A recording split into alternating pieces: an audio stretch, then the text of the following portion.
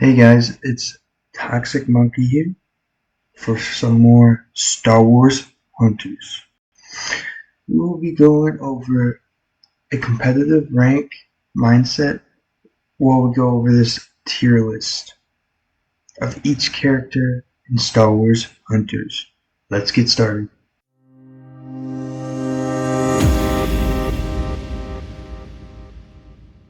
So first off, Mara Vex. She is not good.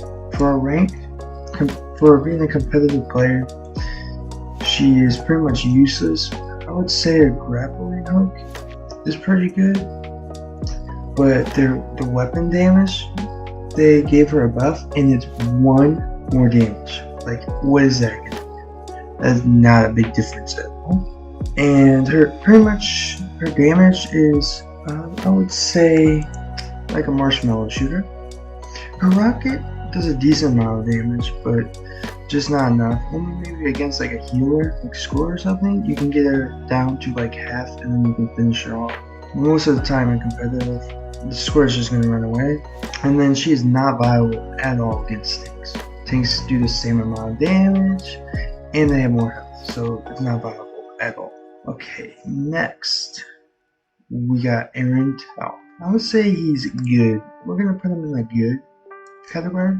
He's not great for ranked, but he's viable. His maneuver abilities are really good. They're pretty close to Reeve's abilities.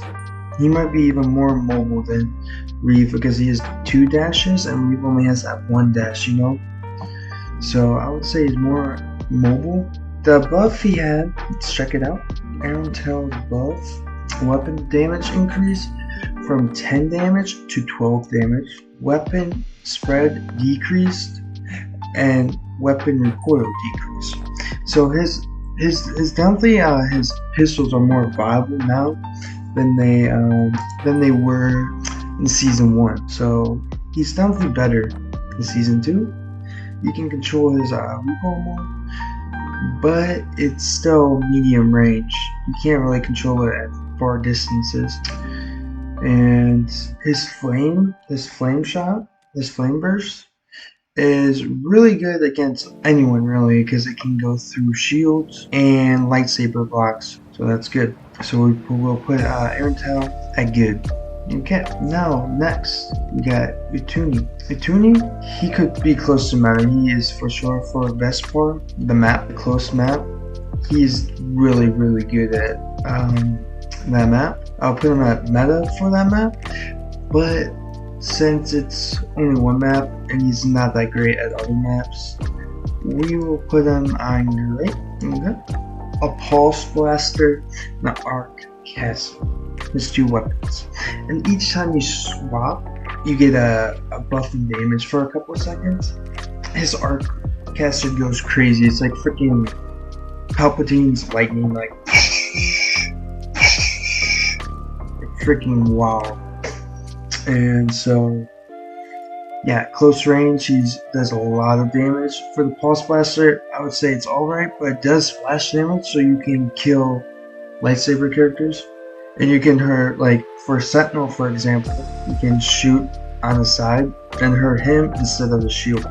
So yeah, and then his pulse bomb is really good for pulling all the enemies in and using that arc caster just to melt him because it goes everywhere on each character. Okay, Diago he has to grapple like Mara Vex, but it's not an ability, it's a double jump, which is nice. And then he has his landmine, and then his ability where he can see through walls. So that's pretty nice as a sniper, you know? And he does so much damage, it's insane. If you are an ADS, he does like double the amount of damage compared to Hipfire. So on SB and some of the maps, he's really good. So I'm gonna put him as great, but I'm gonna put him ahead of Utuni because for SB, for rank, I'm thinking competitive mindset, you know? For SB, he is better than Utuni.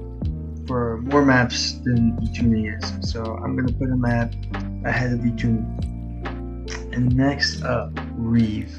I'm definitely putting Reeve at great, but I'm trying to decide if she should be between Vituni and Diago or ahead of. I'm gonna put her between Diago and Vituni. She's definitely good, but against tanks she's not that viable. But her mobility is really good. I would say Aaron Tells is still a little better, but her saber throw and her damage she can do is really good. Her saber throw does 75 damage a hit, so if it goes forward and then comes back, that's 150 damage right there. You can one tap, you can kill Score with one saber throw, which is really nice. Reeve is really good for killing scores, alright? And she's good at backcamping and SB, Squad Brawl, but I would have to say she's going to be between Diago, because Diago, if you can defend him, if it's against Diago and Reeve, if you got a good Sentinel, you're pretty much going to have a Sentinel on each team anyways. So your Sentinel usually is going to lure or protect Diago, so I would say Diago is better on Squad Brawl because of the damage he can put, but he is vulnerable to Reeve. Reeve can kill him quite easy if she gets close enough. Okay, now Jedi. Jedi is not good. He is not good. No. I'm gonna put him ahead of Marvex. He does a little good, decent amount of damage, but it's not that much. He's definitely tankier DPS, but I would have to say that's the only good thing he's got going for him. It's like he has 250 health and he can heal himself if he gets like hurt. He drops these like little med packs things where you can pick up and it heals you a little bit, but it's not worth it. He's still gonna get destroyed. His grappling is also the only thing he's got for him. It can stop ults and stuff. That's a good thing. But that's all we got. Okay, that's the end for our DPS. Now we're going on to the support. We got Zayna. Zayna, she's good, but she's not that viable, but she's good. I'm gonna put Zayna ahead of Aaron Telvin. Zayna's really good on close maps like Vespar, but especially dynamic, she's really good. But most of the time you want to pick a Score over him. But she is really hard to kill unless you can get like a Sentinel stun on her or something, because she has 2 rolls, so she can outmaneuver or like dodge a lot of damage. And yeah, she's pretty annoying and dynamic, I will tell you that, but she's just not as good as Score healing wise, because the back to bottom does regenerate, so it does regenerate fast, but I would have to say it's not enough health. After a while, one of your tanks are gonna die real fast. Okay? And next up we got Score. Score is definitely meta. In most ranked games, there's gonna be a Score on the team. There's gonna be a Score on the team. She can run fast. Her boost gets her away from most enemies trying to kill her. She heals so much. She got a nerf too. Let's check that out real quick. For season 2, she got a nerf. Her damage and healing decreased from 20 to 15, and her ammo capacity was 12. Now it's 10 for season 2. But still, she is still meta. She is definitely still meta. Her ultimate, if you throw that on a point, unless the other team has a really good Score that's alive right now, most times 9 out of 10 she's probably getting chased by Slingshot, by the way. But if you throw an ult on the point, that is your point till the ult is gone at least. That ult is so good. It does so much healing. It's not as much. You still can die pretty easy, but it does a decent amount of healing. And the damage output on that, the damage it does is insane. That's why people just jump off the point, try to survive still. But you need to be, it's so good that it like can cost you the game, because you need to be on point You need to keep contesting in order to win, right? Or be on point, so that's very helpful. Next up, we got Sprocket. For ranked, he is freaking useless. The only time people play Sprocket is if they are trolling. Literally trolling. His drone and his ultimate, over time they lose health. That is the dumbest thing ever. They should not be losing health, in my opinion. Stay at the health and the enemy team has to destroy it. They shouldn't be destroyed by itself, you know? Shouldn't be taking damage over time. That's all he has got. He's got for him to those abilities. And pretty much the drones he has are pretty freaking useless. One of the drones for the enemies you put on, it slows them down a little bit. Ooh, he's still gonna die.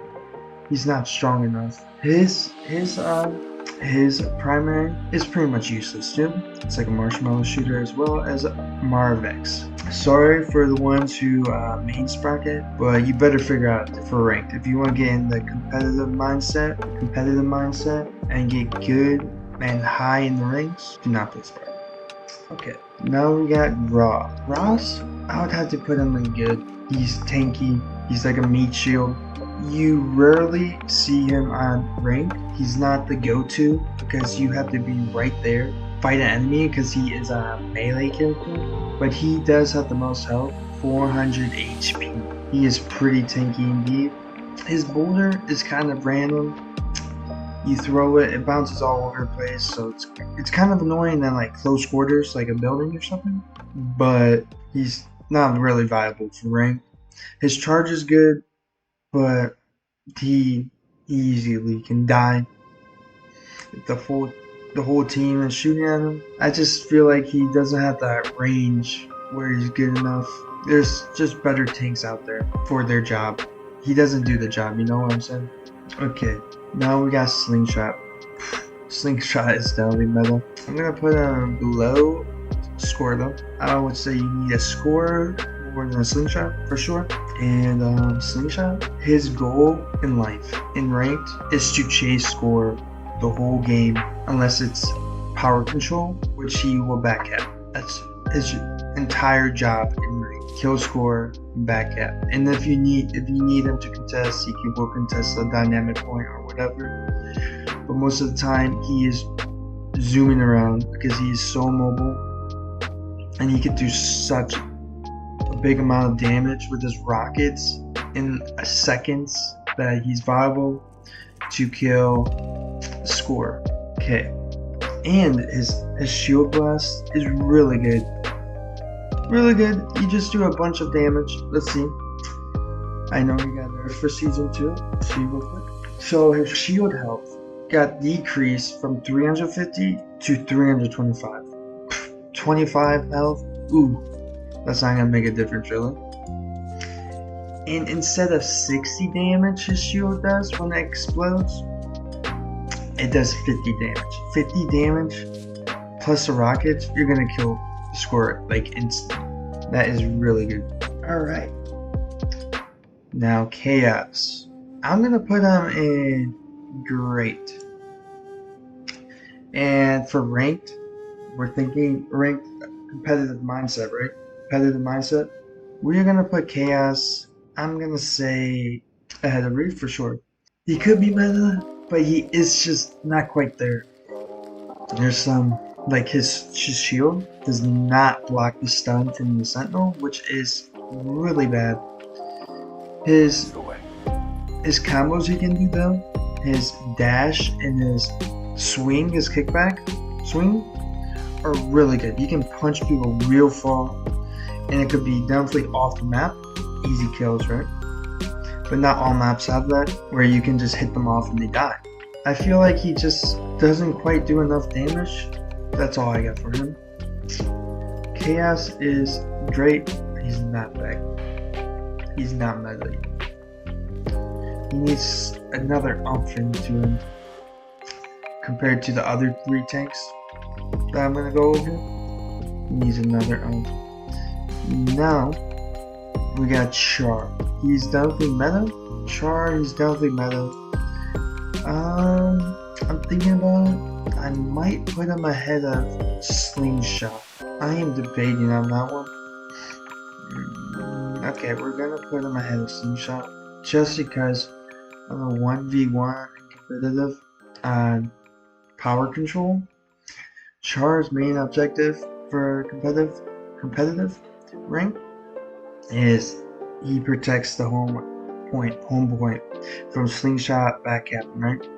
And most of the time, if you should be good enough if you're good at rank. This is how we're trying to help you. He's gonna win those 1v1s against Slingshot because he pretty much has 2 lives. He has this thing that we call green competitive rank, where it heals him, and if you do damage to him when he pops the green, it heals him even more. So do not shoot at him when it is green. For the love, just for the love of everything good, do not. I see so many people do that. That's such a mistake. Yeah, his trap is really good, and his laser chain, where you pull them back, that is so good for getting enemies off the point and trapped and just 2 shotgun blasts through the head. They're pretty much melted. Half their health is gone already. With that 100 damage to the head, it's crazy how much damage he does. So he's a pretty good tank. He is definitely one of the top tanks. Now we got Sentinel, personally my favorite character of all time. I love how he plays. He is definitely meta, and I'm gonna put him ahead of Score. You're definitely not gonna need a Sentinel. Let me read you guys the nerfs he got for season 2. So his stun shot got decreased from 2.7 seconds to 2.3 seconds. Not a big difference. You can feel it, but it's still, you can destroy that enemy and kill them pretty much if you team fire them, for sure, if your team helps. Okay, now combat shield went from 325 to 300. It's same with Slingshot. 25 damage ain't gonna do much. Ain't gonna do much if they're already dead, you know? Since I love Sentinel, he is very overpowered in this game. Most of the time, if you have a good stack and you have a good team, or you're going against one, you're gonna need a Sentinel on your team. And his stun is just so good. It helps protect Score from Slingshot. Keep them off the point, stun them off the point, give you a couple seconds longer. You can stun them, hit them off the point. You can stun them and just melt them. Your team can just team fire on them and they're dead. Dead. His ultimate isn't that great, but it will give you a kill here and there. The stormtroopers he summons, not the greatest, but everything else about him is so good. His shield, you need the shield for this guy. It keeps him alive so much longer. He is that for power control for rank, especially if you want to be a competitive player. He is the anchor of B. He's literally the anchor. All his whole job is to stay on B. You know what? His whole life, his life's meaning is to stay on the objective for dynamic and power control. Stay on the objective. He's the anchor of B. Protect that thing with your life. If you have good scores, you're gonna survive a lot of the time. If you can kill them fast enough, the enemies that are trying to take B. Dynamic, just stay on that point, survive, contest that point, but make sure you have good transitions to the next point. Like a quarter in the way, transition. The rest of your team can stay there, or Slingshot or Char or Panther can contest the point, but move to the next point. So because you are the anchor of each point, you need to be surviving that. And that's all I have, guys. Thank you for watching. Subscribe below if you want more content of Star Wars Hunters.